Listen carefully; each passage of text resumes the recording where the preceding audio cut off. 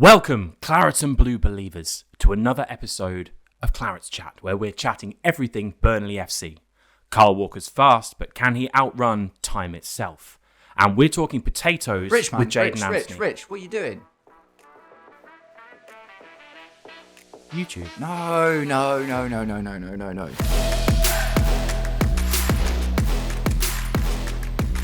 Welcome, Blue Believers, to another episode of the Stamford Sync, where we are syncing up with everything Chelsea FC. And today, that means we are previewing the mighty clash between Chelsea and Burnley. So, guys, I'm really happy to introduce you to my good friend Richard, who happens to also be the only Burnley fan that I know.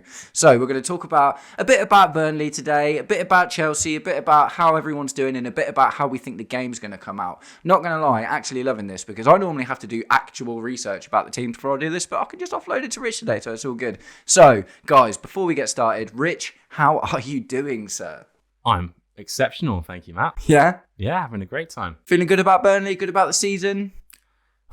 I wouldn't say that far, but I think overall, par is probably the way I'd describe it. I don't think it's exceeding wildest expectations, but at the same time, it's not as terrible as season's gone. No, okay. So it's interesting, actually, isn't it? Because we haven't seen Burnley in the Premier League for a little while. Had a little spell out back in the Championship, but you are back. Would that spell be a single season? It would be a single season. Yeah, it would be a single season. But the Finton Company, it feels like a lifetime ago. It feels like he's been at Munich forever. But you're back with Scott Parker. So before we talk about anything else, talk to me about Scott Parker's Burnley and how are you feeling about him, man? What are the tactics like? You know, what's Scott Parker like as a manager for Burnley? Well, I like him. I mean, I think he's almost, to an extent, a hybrid between what we had under Sean Dyche and the way things were under Company. So under Dyche, there was obviously that pragmatic aspect to the way we played, which was boring. Pragmatic. And intertwined with that was a really strong sort of man management. Yeah. And through that, we kind of generated success. Be the man that makes the difference. Which was something that he used to say. I don't know if he still does or did at Everton or Notts Forest, but there was an interview with Sean Dyche saying that he would end every sort of pre-match team talk with the phrase, be the man that makes the difference. And I'm not going to do the impression. I'm not. We'll do but it's one of those where you listen to that and you think, do you know what? That's exactly the sort of mantra you'd expect from someone like Sean Dyche. Just that whole personal accountability for doing your job when you get out there on the field. Under Company, it was much more have a dream and we're going to not only achieve that dream, but we're going to do it in style. And everyone sort of bought into that. And because we had, no disrespect to any other team, we had kind of a superior squad to pretty much everyone, barring a few exceptions. There were a couple of good teams in the league that year. But for the most part, every team that we were playing, we had a better starting 11 than. This is when you were in the Championship with Company? In the Championship under Company. And that's where it all kind of... our first game, we were away at Huddersfield, and people didn't know what to expect. We didn't really know that much, I'd say, as a collective of Burnley fans, about how he had played as sort of player, manager, and then manager of Anderlecht. But the first half against Huddersfield was this weird sort of game-changing moment, especially after the Dyche system had become a bit more stale. He would describe it as sort of longer and stronger, but it wasn't a great watch and it wasn't generating results at the end of his tenure. Yeah. This was something completely different. We'd had a squad overhaul and, as we found out, a massive style overhaul. And we completely and utterly played them off the park. And once the rest of the sort of new additions in that season came and sort of bedded in, it wasn't just that we were beating teams. We were just, it was complete. We were playing something different. Demolitions. But I wouldn't even go as far as to say demolitions. I'd just say that we had the ball and we weren't just messing about with it. We had the ball and we were always threatening with the ball. With purpose. So you had the ball with purpose, not just and the ball. Normally with that, and in any sort of like balanced league, unless you have sort of like levels between the two teams that are playing, you'd normally see that the team that's going all out for the attack will have, periods where they're under the cosh as well. When we hit our stride that season, we just didn't have that. We took the ball, we said, this is our ball. And then just at points we'd we'd go and score, and there was nothing that they could do about it. So it must have been some sort of like massive whiplash going from Sean Dyche ball to Vincent Kompany ball, which brings us to Scott Parker. And as you've just told me, he's somewhere in the middle, right? Exactly. So I think Scott Parker, when he came in, I wouldn't go as far as to say underwhelming. Yeah. But obviously he had stints at Fulham, Bournemouth, and it hadn't quite worked out for whatever reason. And I don't think Scott Parker's stock was necessarily high. No. You weren't thinking we need a dynamic young manager to bring in a certain style of play, and that man is Scott Parker. But he came in and he's just happened to be the exact person that we needed at the time. Okay. Someone who could deal with another squad overhaul, someone whose style of play was not purely pragmatic, sort of direct. I'm not even going to say long ball. Direct is much more fair to like Sean Dyche. He wanted to keep the ball, but part of the ball retention was how we would defend. Yeah. So it wasn't all out attack. It wasn't always possession with purpose. I mean, obviously, if we see an opening, we could go for it. But the idea was that we would start by just learning how not to concede, which we did very well. But part of what you want when you're watching your team is to, bums off seats. You want them to give you something to cheer about. So it sounds like Scott Parker is ultimately a bit more adaptable than the last two managers you've had have ultimately been quite significant system managers. Sean Dyche with resolute defence. It's more important not to lose than it is to win. Vincent Kompany with this is my style of play. And now you've got a Scott Parker who sounds like he kind of appreciates the value of both depending on the opposition that you're playing. Yeah, so we've this season's probably the best example. So last year, whereby yes, we had a strong squad and we knew it, and we allowed ourselves the time to try and play the way that we would want to play every game. Yeah, and it took a while for that to bed in, but again, once we got there, we were actually really good. It was still based on sort of solid defensive sort of foundations, but this season we have gone at times even more defensive, to the point where we're flat out playing sort of a low block, or at times we've gone 5 at the back. And one of the sort of calling cards of that, if you want to know if Burnley are going to end up playing 5 at the back, is if Josh Laurent is starting. Right, okay. And there's been where we're not out there necessarily to win. We would take 3 points if we're able to nick a goal, but that's not the be all and end all. We just want to learn how to defend and how to stop the other team scoring in the Premier League. Okay. And that's been, for the most part, against higher quality opposition. And we've had a tough initial run of fixtures, harder than on paper, because we've played Spurs away, Man U away, and on paper you'd say, they finished lower than their status would suggest that they would. Yeah. But yeah, we're growing into it. We're beating some of the teams around us, or we're taking points from games that you'd ordinarily expect us to, with a possible exception of last time out at West Ham. Okay. That was Nuno's West Ham though, wasn't it? Yeah, they're still kind of experiencing that new manager bounce, because as I can tell you flagrantly, Graham Potter is one of the worst managers I've ever seen for a football match. Absolutely awful. I think you'd have a few Brighton fans that would point to the job he's done. I mean, there. I'll be honest, man. Every Brighton manager's done well. Brighton isn't about the managers. It's about their setup and their system. Do you know what I mean? It's like Graham Potter is a terrible football manager. He's really, really bad. So West Ham are experiencing a bit of that new manager bounce. Nuno obviously did really well with Nottingham Forest last season as well. So I wouldn't take that particular result too much to heart. We'll get a little bit more into Burnley's season and how you're finding the Premier League now under Scott Parker in a minute. But being that this is a Chelsea channel, there is one thing that I'm sure my viewers would absolutely love to find out, and it is how are Armando Broja and Leslie Ugochukwu getting on? Because do you know what? Like, just before I let you answer, I am actually gutted we sold you Leslie Ugochukwu, because we need him right now. Do you know what I mean? Our midfield depth is absolutely in the bin. Armando Broja is a little bit different because he, academy player, Cobham boy, did really, really, really well. Massive injury, which definitely was a huge setback for him, which was a real shame. And he never seemed to hit the heights after that to be able to try and push his way into the Chelsea team. So him going away to another club, I understand a bit more. Leslie Ugochukwu is another one of the casualties of the Blue Coat era, where we've bought a young player with lots of potential and we've sold them for a very minuscule profit just so we can make things look better on the books. So how are the boys doing at Burnley? If we start with Ugochukwu, I would say fantastic. Yeah. And he's pretty much the blueprint of where a club in Burnley's position, like what we should be looking to sign. And it was a great one to get over the line as well. Bit more than we have spent on a player previously, as we're seeing. Yeah, I think that he's still building himself up into a combination of fitting and understanding the system and the players that are around him and what he can do ultimately and sort of bounce off them.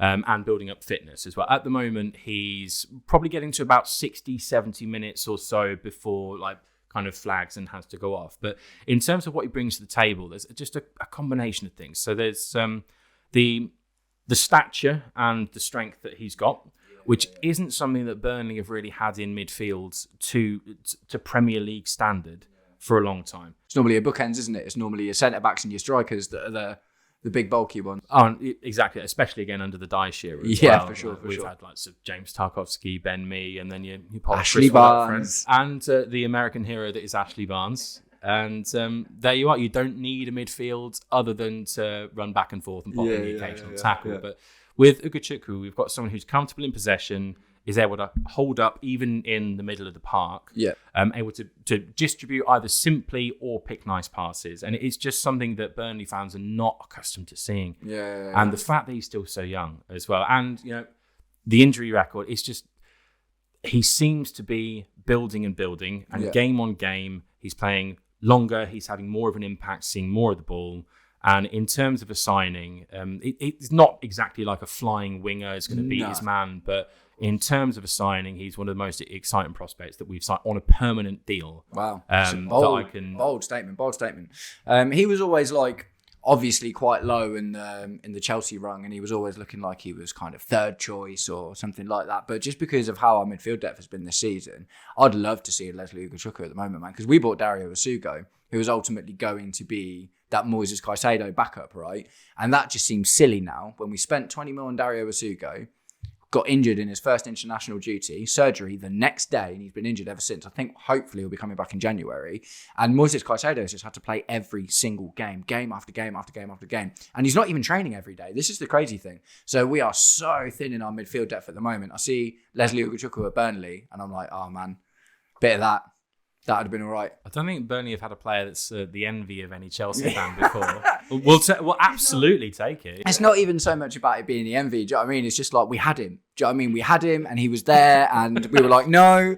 Romeo Lavia plays 4 games a season. Maybe he'll come back and play more than 4 games a season, which hasn't happened because he's also, recently again been injured. He's out for another month. We've got Andre Santos, who is more the Enzo Fernandez style, but can play that 6 as well. But we just don't have another option without dipping into the academy of someone to play that number 6 role, even in the games like Lincoln and do you know what I mean, the lower, maybe easier games, like the Ajax game or something like that, where we put out rotated sides. Moises Caicedo still keeps finding his way on. So it seems like a bit of a faux pas from our owners to have sold Leslie Ugochukwu, but it is what it is. And ultimately, I'm happy to see him doing well. So let's move on to Armando Broja. Now, I had a feeling, you've spoken so brightly about Leslie Ugochukwu. I've got this feeling that Armando Broja maybe not quite so glowing in terms of how he's doing for Burnley.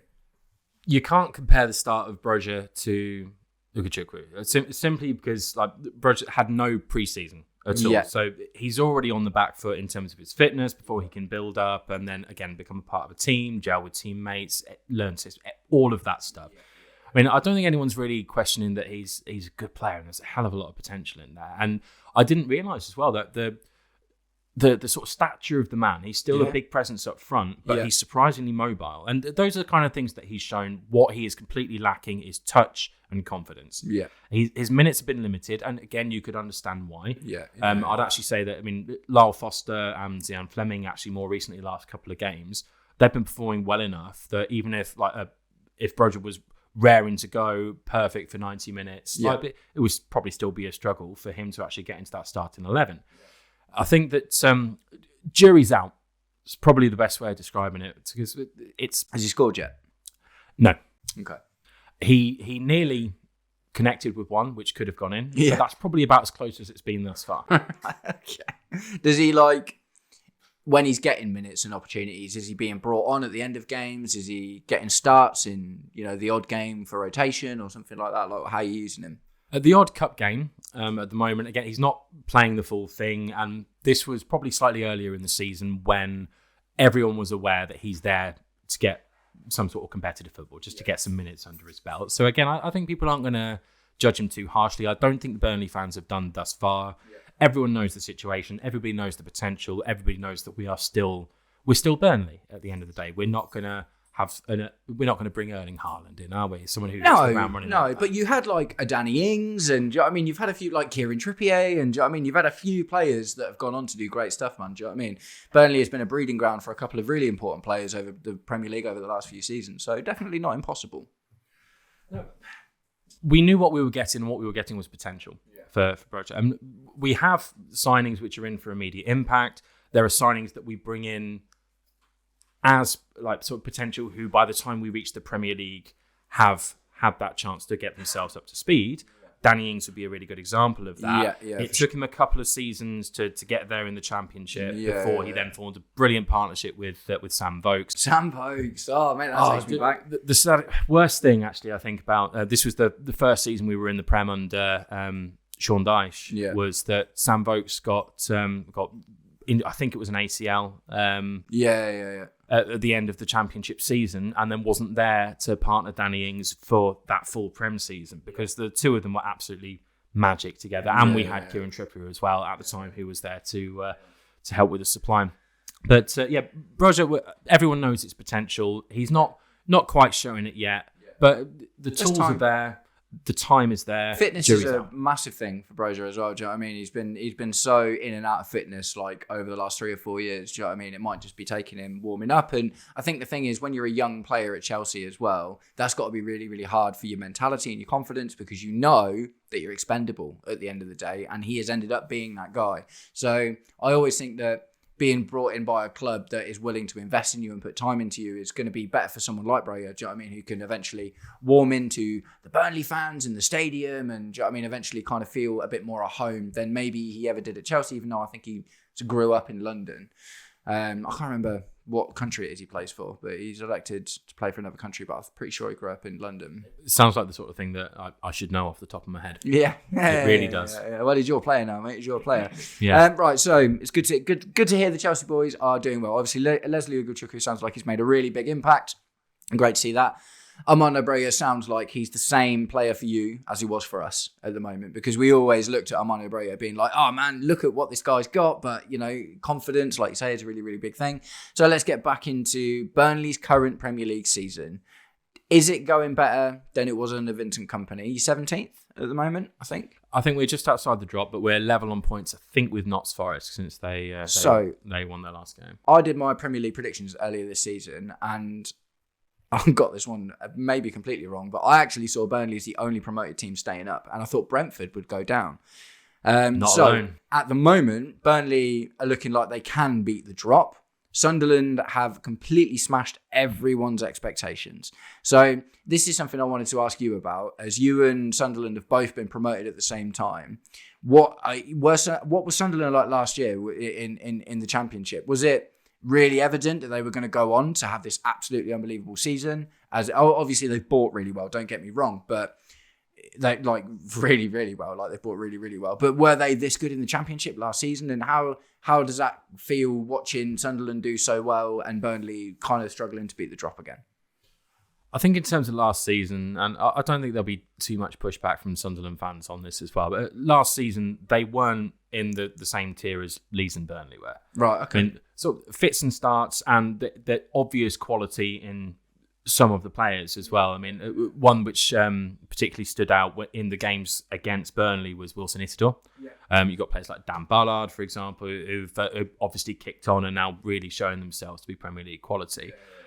I don't think anyone realistically expected Sunderland to do what they're doing at the moment. They've had a slightly more favourable fixture list than the other two promoted teams, That's Leeds fair. and Burnley. I think Chelsea's the hardest game they've actually had so far, and we come off worse at the end of that one. You'd probably expect them, let's say, if everyone is performing to the best that they can, you would probably still expect Sunderland to be in the highest position of all the promoted teams thus far. Right. What you wouldn't expect is how far above they'll be, their actual points total, like the way that they're playing. Their recruitment's been absolutely phenomenal. So do you they're think, not a bad watch. Do you think? No, mate, I've seen it. Do you know what I mean? Interestingly, actually, my Sunderland review is one of my best videos in the last couple of months for sure. And I had so many Sunderland players coming into the comments of that video. Really, really interesting. Much respect because they're all having a great time at the moment. It's a weird one though, isn't it? It's like, so do you think Sunderland have the ability to do something like what Nottingham Forest did last year? Or do you think that as they've had quite favourable fixtures at the start of the season, do you think that that is going to eventually tail off when they start facing? Because obviously if they've had easier fixtures now, that means they're more likely to play bigger teams kind of back to back. And they could potentially have I don't know their fixture list off the top of my head, but chances are if Chelsea are the biggest team they've played so far, I know they drew with Man U as well, or maybe and drew with Arsenal the other day as well. So they have actually started to show. To be fair, Arsenal's the biggest game they've had so far, isn't it? Do you think that they could do a Nottingham Forest and be fighting for Champions League at the end of the season, or do you think that inevitably it's going to drop off? I wouldn't write it off, but I would say it's less likely than them sort of settling down into being more sort of mid or possibly even slightly lower mid-table. Yeah. The reason I won't write it off is because momentum's a powerful thing. Team morale's a powerful thing. Once you've played teams like Chelsea and Arsenal and you've demonstrated that you can match them, if you can keep the momentum going, you can ride the wave, you can pick up results that you wouldn't expect to get. It could be a situation like they might be an injury away from a bad patch though. Like imagine if Granit Xhaka pulled up injured. Well, that's as soon as you said that, that's the name in my head. Yeah, like if you've got someone with that experience, someone who can tie it all together, someone with that capability on the ball. Yeah. If you take that out of the team, what other parts of the team stop working? It's one. You could say it about most teams in the Prem. They might have one linchpin per position or so, and the whole thing kind of revolves around it. I suppose the question with Sunderland is the way that they've built their squad. It seems very designed for a specific way of playing, a specifically strong team to go out and execute a certain way. If you take out one or two players from that, is there enough in reserve that they can still carry that out? Or is there a plan B that they can fall back on? Those are kind of the unknowns. But A+ for Sunderland so far. They've been brilliant. No, yeah, absolutely, man. Unbelievable season. And like I say, I bet the fans are absolutely loving it. It's so rare to see an instantly promoted team come in and do so well. Like, for instance, when Nottingham Forest got promoted, they bought loads and loads. They brought 30 players in that season. Do you know what I mean? But it took them, they just beat the drop the first season. And then, after a while, they started competing and now they've dropped down again. But for Sunderland, I can't remember the last time a promoted team came in and did this well. So let's bring it back to Burnley and Chelsea. Yeah. Head to head, over the last 5 games, I have been reliably informed. 3 wins for Chelsea and 2 draws. So, for Burnley, 2 draws for Burnley. Yeah, 2 draws for Burnley. 2 draws for Burnley. I think we've won 2-2 and 1-1. Yeah. It's a massive 2-2 win. To Burnley, it was the biggest 1 point that you got all season. No, and what that instantly says to me is, and the thing is, the Premier League this season in particular is really, really unpredictable. This season has been really unpredictable, and I am not going into the Burnley game assuming that we are just going to walk it. We thought that going into the Wolves game in the League Cup, and we only just scraped away with that. We thought going into the Sunderland game that we'd probably not walk it, but we thought we'd come out with the 3 points, and absolutely, that's not what happened. So I'm not instantly like, seasons past, I've been very much like, it's Burnley, we're going to win. And I've been surprised, but I wouldn't be surprised by a draw, for instance. I'd be shocked by a loss, but I wouldn't be surprised by a draw against Burnley this season. So let's get into starting 11s, right? So we'll do yours first, and then I'll do mine. What is your predicted starting 11 for the Burnley-Chelsea game? Okay, in goal, we're going to have Martin Dubravka. Yeah. It's a foregone conclusion. Yeah. Didn't have the greatest of days against West Ham in the last game, but he's been superb for us thus far. Like he built up enough credit that even you could put them down as goalkeeping errors if you want, but certainly just not playing optimally and then 2 goals having happened. But yeah, Martin Dubravka's between the sticks. That's happening. I think that we will go with the back 5. Okay. So, I can see that. It's partly because I think that Chelsea can be got at by frustrating them, which will probably mean playing the lowest of low blocks. We have struggled with the low block, that's true. We're starting to get there, but we have struggled with the low block, that's true. We'll have Kyle Walker as right back or right wing back, as it may work out to be. Is he still fast, by the way? Oh yeah, he's actually the second fastest player in our team. No, I thought you were going to say in the Premier League, but you're in our team. In Burnley right now, Kyle Walker is the second fastest man. Next to who? Lyle Foster, of all people, a man who actually apparently runs twice as fast in training as he does in an active game. Brilliant, love that. Anyway, let's continue. So Kyle Walker will be right back. Yeah. Left back will have Quillinchi Hartman, who's been super. He's like a Kieran Trippier, but on left side and left-footed and Dutch, and with a harder to pronounce name. It's a reasonable amount of differences, but I get it.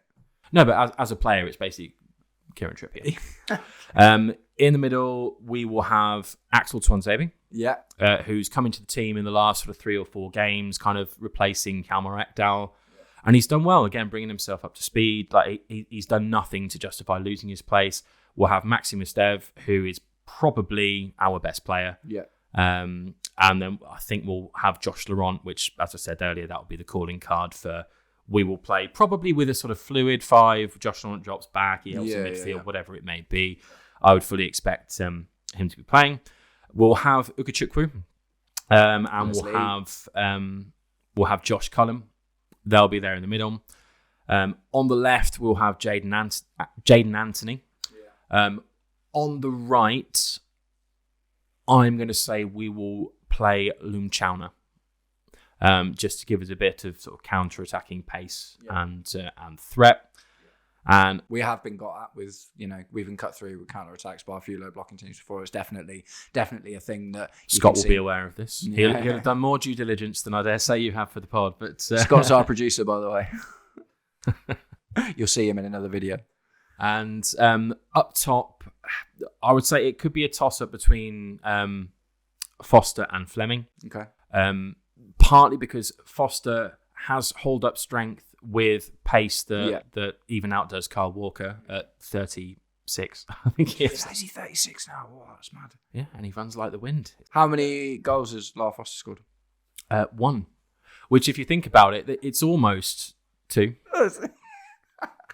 That is almost 2 goals. If he gets 1 more, that's double Burnley figures. Maths right there. That's Burnley double maths. figures. Yeah, double figures. Well, I actually think that... I don't think that's how that works, but okay. I think although it will be a toss-up between them, I think Zian Fleming will start. Yeah. And it's not necessarily because Fleming is going to be the better player of the 2 for the game. It's probably because Fleming hasn't done anything to cost him his place. He's been brilliant. His hold-up play, link-up play has been great. Teacher's pet. Manager really likes him. I just think that for me, I would want Foster to start. I just don't think that'll be the case. So I'm going to say that Fleming will be the one that gets the nod. It makes sense if it's going to be back 5, looking for opportunities to counter-attack pace. Do you know what I mean? 100%.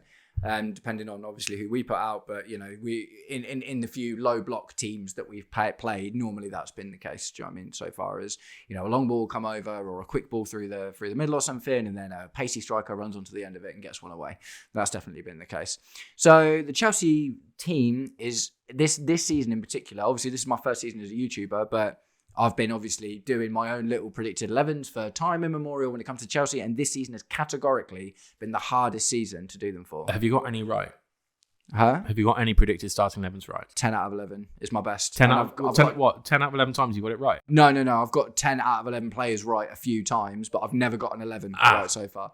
And largely this is a conversation that Chelsea fans have been having a lot recently about Maresca being a bit overzealous with the amount of rotation that's going on, but also we have had like a lot of injuries and stuff, and there's it's been a really, really tough one. But ultimately, it's been really difficult to predict Chelsea's team this year. So I probably will get this wrong, but I'm going to try anyway. So we'll go with Robert Sanchez in goal.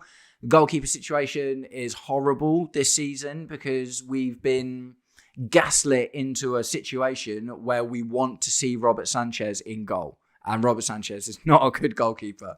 So do you not think? I like Robert Sanchez. Robert Sanchez he's all right, and he had a good Club World Cup, and he's definitely been better this season, but he's not good enough. He's absolutely not good enough. And you would be hard pressed to find a Chelsea fan that will fight for Robert Sanchez to remain our number 1 past this season. Almost all Chelsea fans unanimously believe that the goalkeeper situation needs sorting out next year. There's still talks about Mike Maignan. Mike Pender's doing really well over in Strasbourg, but chances are he's going to stay there for another season, and Sanchez will probably fight it out with Maignan. But either way, if I ever see Philip Jorgensen in goal again, I'm going to cry. And that's, like I say, we've been gaslit into thinking Rob Sanchez is the best option we've got, because he is the best option we've got, but it's still definitely not good enough.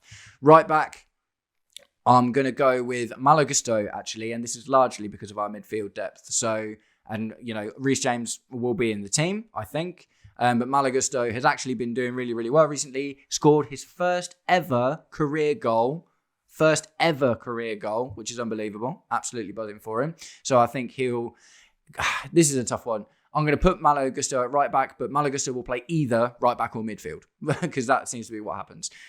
Centre-back pairing of Trevor Chalobah and Wesley Fofana, because centre-back consistency has been the thorn in our side this season, man. It's been so difficult. We've had 8 different centre-back pairings in 17 games.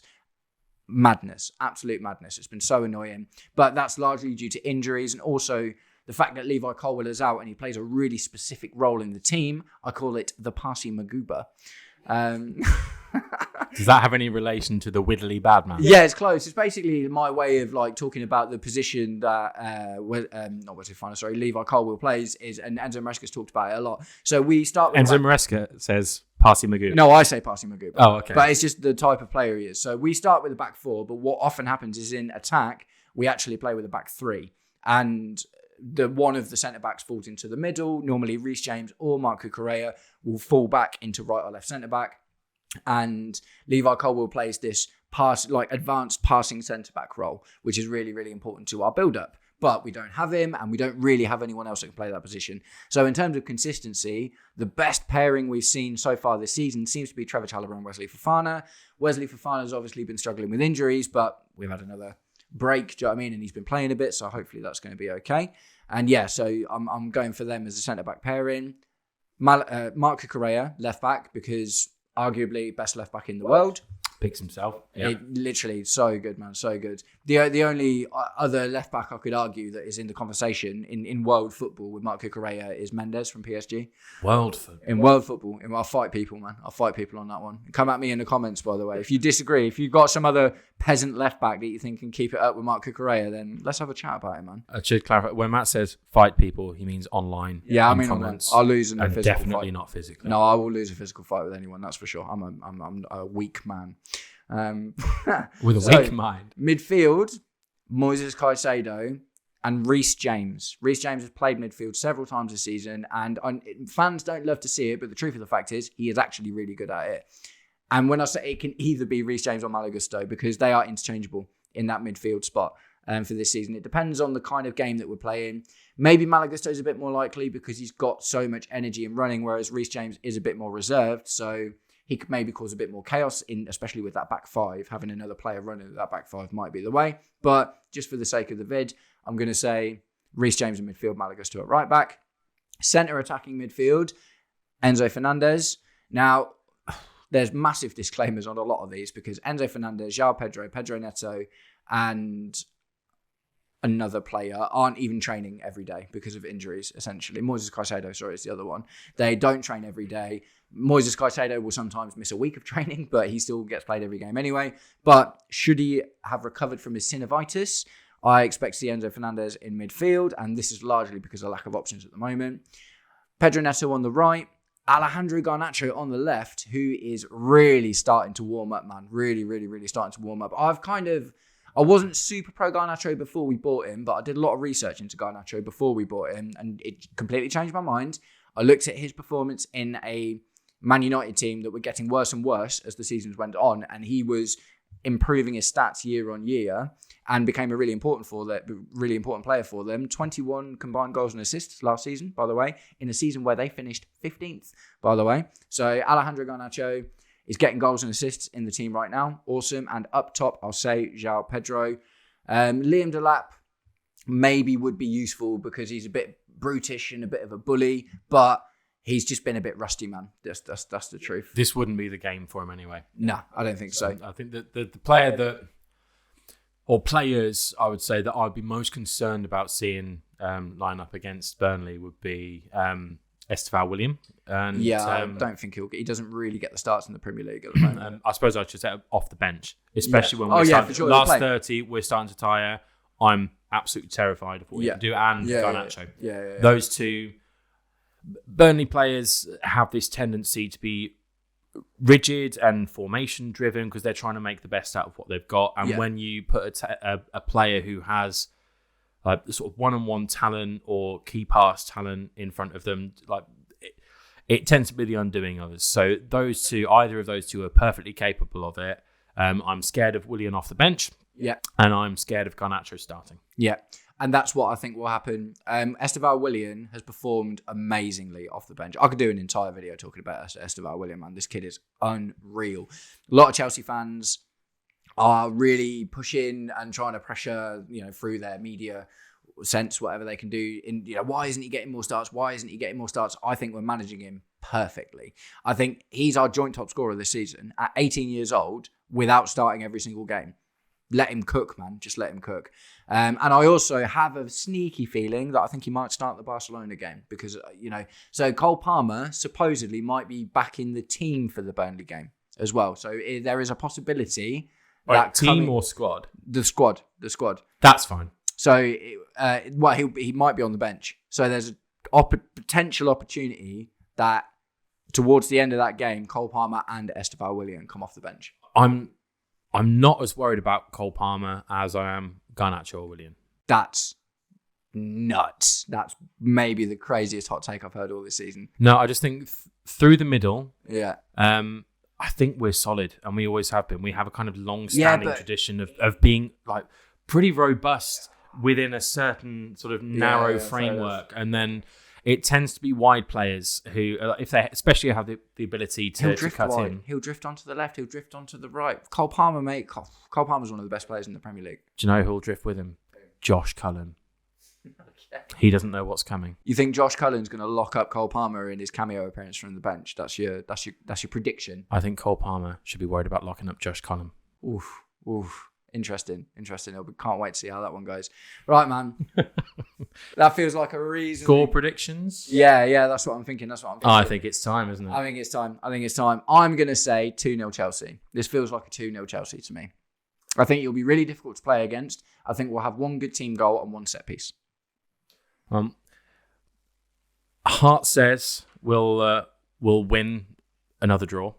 Yeah. And Head says, I think this is 2-1 Chelsea. Okay. I do think that we will frustrate you to the extent that we'll be able to get at you. We'll probably have maybe 2 moments or so, but I think that we'll end up taking one of them. The rest of it will obviously just be sort of Chelsea pressure and seeing how we can deal with it. Although we've attempted to keep out sort of the better teams in the division by just dedicating pretty much all our resource and effort into doing so, we haven't been able to do it effectively yet, and this won't be the time, especially away from home. You'll score at least 2. Yeah, but I think optimistically we might nick one, and I will celebrate that as hard as any. Whether or not it's a one that means it's in 5-1 instead of 5-0, or whether we take the lead before throwing it all away in catastrophic fashion, I'll be having a great time. You'd be happy with a consolation goal, one way or the other.